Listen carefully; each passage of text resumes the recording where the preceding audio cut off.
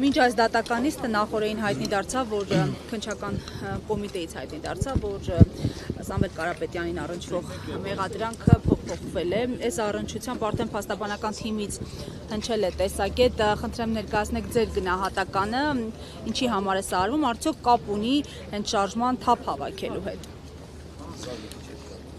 Կարծում եմ ավելի քան ակնհայտ է եւ իմ անձնական կարծիքը հայտնեմ, որ շարժումը բավականին թափ է հավաքել եւ օրակարգ է փոխել առհասարակ Հայաստանի Հանրապետությունում, առհասարակ մի ուրիշ էներգիա է բերել մեր հասարակության համար,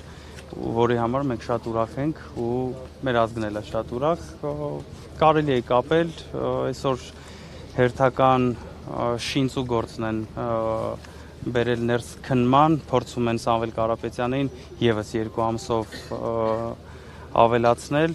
Սամվել կալանքը ավելացնել, այո, արդեն գրեթե 4 ամիս է մեր ազգային բարերար Սամվել Կարապետյանը գտնվում է ապօրինի անազատության մեջ ու մենք էլ այսօր բոլորս հավաքվել ենք մեր խոսքը բարձրացնելու, պահանջելու արդարություն, պահանջելու արդար դատավարություն։ Պարոն Ալեքսանյան, հաշվի առնելով օրինաչափությունը, որ սովորաբար իշխանությունները չեն ընկրկում եւ շարունակում են իրենց, այսպես ասած, գործողությունները, ինչ եք պատրաստվում անել, արդյոք որևէ պահի ակնկալում եք, որ Սամվել Կարապետյանը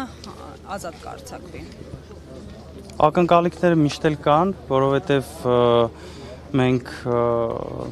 միշտ հույս ունենք, որ վերջո դատական համակարգը կսթափվի եւ կծառայի հանուն Հայաստանի Հանրապետության եւ իր երթումը կկատարի այնպես, ինչպես որ կարգն է, կծառայի հանուն Հայաստանի Հանրապետության, հանուն Հայաստանի քաղաքացու եւ մեր ժողովրդի։